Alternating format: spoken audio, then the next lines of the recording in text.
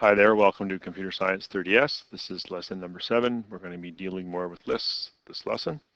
After this lesson, you'll know the difference between the 3 list commands shown here below, and you'll be able to import a list from a text file, and you're going to show me your abilities with the list by creating a hand-in assignment. So let's begin. In 20S, I'm going to make this a bit bigger here for you. 20S, we use the ask command under the sensing block to ask the user a question and store the answer in some variable like this. Ask what's your name and wait, set name to answer. Pretty straightforward stuff. I'd like you to try this script to create a list of names. I'm going to make this a bit bigger for you here in case you need to see it on an iPhone or something. After you run the script, notice what the value of number of names is. You would likely want to reset it to the correct number of names. I'm going to ask you how you would do this. So let's just quickly go through this here. You're going to ask how many names to add and wait. You're going to set the number of names to answer.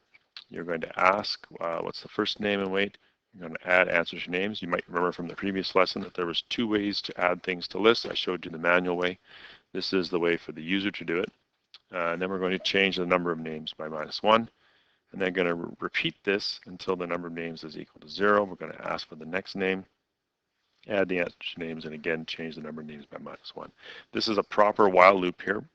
By the way, we've primed the loop at the start, and then we're going to change those values here halfway through. So take a moment and go ahead and type that in, and then we'll have a look at it. All right, hopefully you had pause on there. I'm going to take a few minutes here. You can skip ahead if you want, and I'm going to create this here just in case you need some help putting this together. So we're going to ask how many names. You guys are probably going to do this better than me because I don't spend near as much time using this as you do. So I'm going to ask how many names to add, and I'm going to wait. Set the number of names. So I'm going to need a variable called number of names, and I'm going to set number of names to my answer.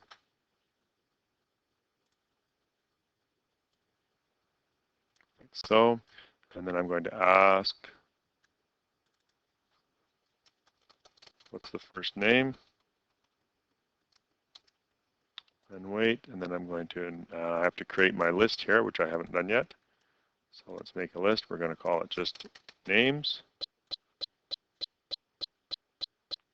And then after I ask the first name, I'm going to add the answer to names, like so.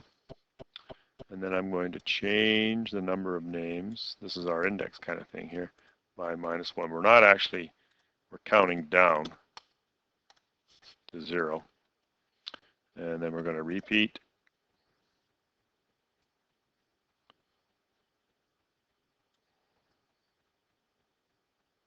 We're going to repeat until the number of names equals 0.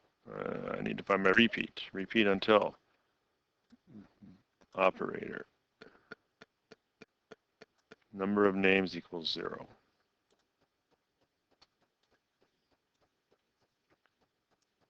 Repeat until the number of names equals 0. Then we're going to ask what's the next name. I'm going to copy this bit here. Oops.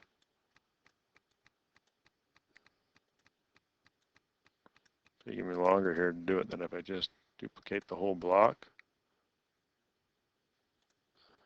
Oh, I wanted that one to duplicate it too. And this is the next name here.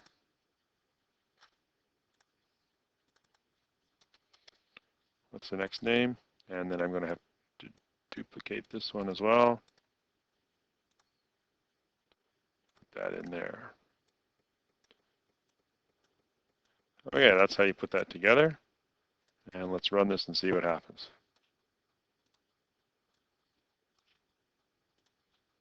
I'd like to add 3 names. First name is Adam. Next name, Bob. Next name, Carol.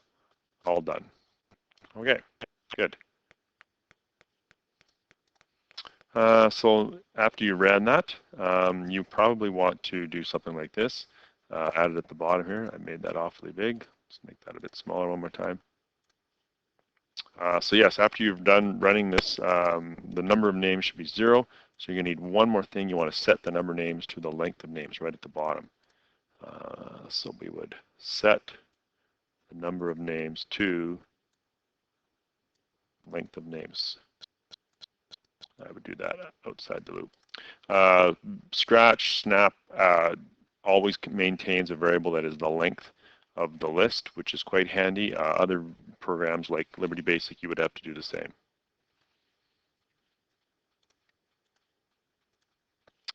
Suppose we wanted to pick a random name, just like in the rock, scissors, paper game, it would be kind of like this.